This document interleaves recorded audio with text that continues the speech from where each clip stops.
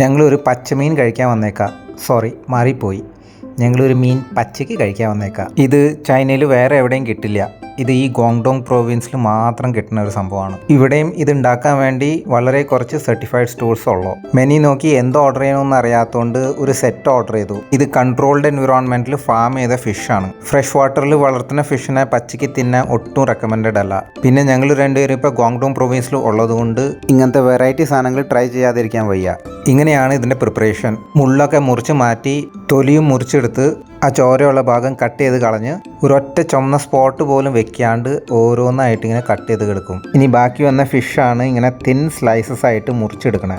ഇത് മാത്രമാണ് പച്ചയ്ക്ക് കഴിക്കാൻ പറ്റുള്ളൂ. ഇതും പിന്നെ ഫിഷിൻ്റെ തൊലിയും അതാണ് ഈ കൊട്ടയുടെ സെൻറ്ററിൽ വെച്ചേക്കണേ.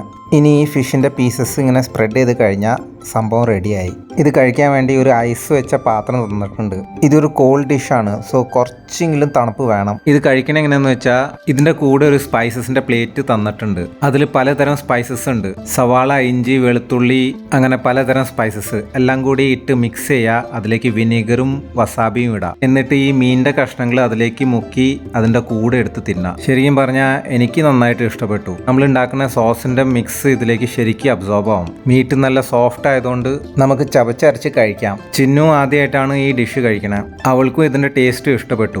സീ ഫിഷ് ഇഷ്ടം പോലെ പച്ചയ്ക്ക് കഴിച്ചിട്ടുണ്ടെങ്കിലും ആദ്യമായിട്ടാണ് ഒരു ഫ്രഷ് വാട്ടർ ഫിഷ്. പിന്നെ ആ മുറിച്ചു മാറ്റിയ ഭാഗങ്ങളൊക്കെ അതേ ഈ കഞ്ഞിയിലുണ്ട്. പിന്നെ തലയും വാൽഭാഗം ഈ പ്ലേറ്റിൽ ഫ്രൈ ചെയ്ത് വെച്ചിട്ടുണ്ട്. ഇതൊന്നും കൂടാതെ കോളിഫ്ലവറിൻ്റെ ഡിഷും പിന്നെ ഒരു വെള്ളരിക്കയുടെ ഡിഷും ഉണ്ട്. ഓർഡർ ചെയ്തപ്പോൾ ഇത്രയും സാധനങ്ങൾ ഉണ്ടാവുമെന്ന് ഞങ്ങൾ പ്രതീക്ഷിച്ചില്ല. ഇത് ജസ്റ്റ് ഒന്ന് ട്രൈ ചെയ്യണമെന്നുണ്ടായി. ഇത് കഴിക്കുന്നത് റെക്കമെൻഡഡ് അല്ലാത്തതുകൊണ്ട് ഇനി ഇത് കഴിക്കാൻ പോകണില്ല. കഴിക്കാൻ പറ്റുന്നത് കഴിച്ചു. പിന്നെ ബാക്കിയെല്ലാം പാർസലായിട്ട് എടുത്തിട്ടുണ്ട്. പിന്നെ ഈ വീഡിയോ ഉണ്ടാക്കിയത് 2 മാസം കഴിഞ്ഞിട്ടാണ്. ഭാഗ്യത്തിന് ഇതുവരെയും വയറ്റിന് പ്രശ്നമൊന്നും ഉണ്ടായിട്ടില്ല.